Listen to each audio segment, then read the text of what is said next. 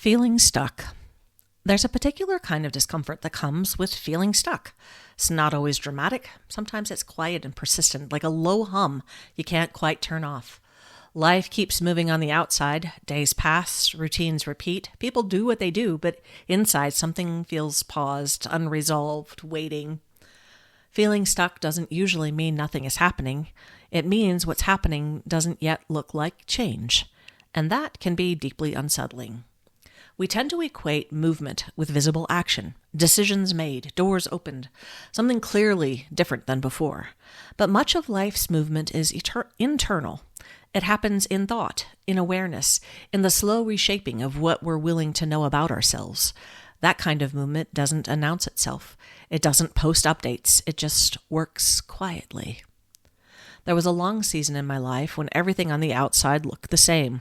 I was still in my marriage, still going to counseling, still trying. From the outside, it could have looked like nothing was changing. But inside, something was very much in motion. I was listening to myself, to my spouse, to the therapist who was holding space for both of us. I was paying attention to what felt true and what felt forced. I wasn't rushed toward an ending, and I wasn't clinging to a story that no longer fit. I was staying present with something that was still unfolding, even if from the outside looked unchanged. That was one of the most uncomfortable periods of my life.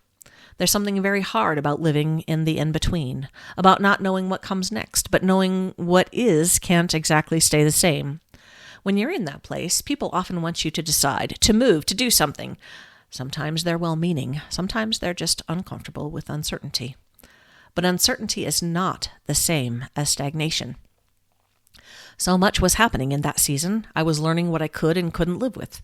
I was learning how deeply I had already tried. I was learning what honesty felt like when it wasn't rushed. All of that mattered.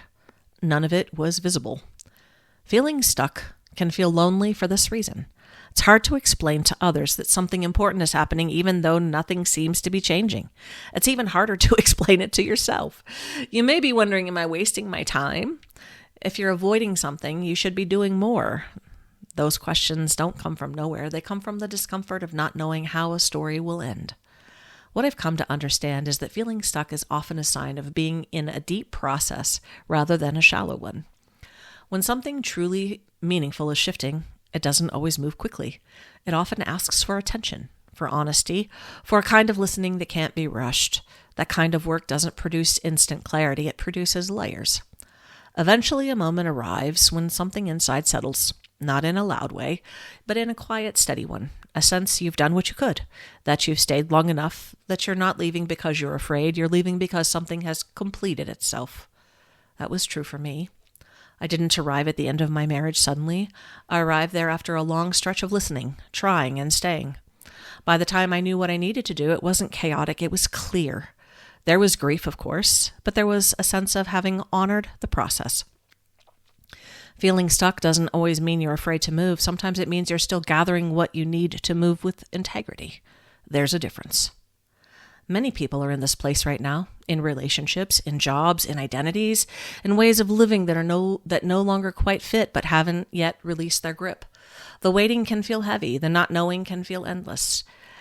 I've written a resource. You can find it under I Don't Know Who I Am. I'll get you the link. But even then, something is unfolding. You're learning what matters. You're discovering where your limits are. You're feeling into what is no longer sustainable. That kind of knowing takes time. It doesn't respond well to pressure. And because it's internal, it often goes unnoticed, even by you.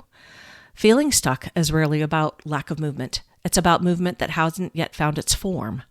When the shift finally comes, it often feels less like a leap and more like a recognition. Something clicks, not because you forced it, but because you stayed long enough to know. If you're in a season that feels stalled, that doesn't mean you're doing it wrong. It may mean you're in the middle of something real. At Hold, we often work with people who are in exactly this kind of space.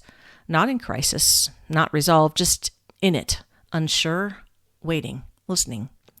Having a place where you can talk about that without being told to hurry or to decide can make a difference.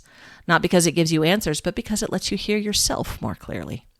Feeling stuck is uncomfortable, but it is not empty. And sometimes it is the very place where something new is quietly taking shape.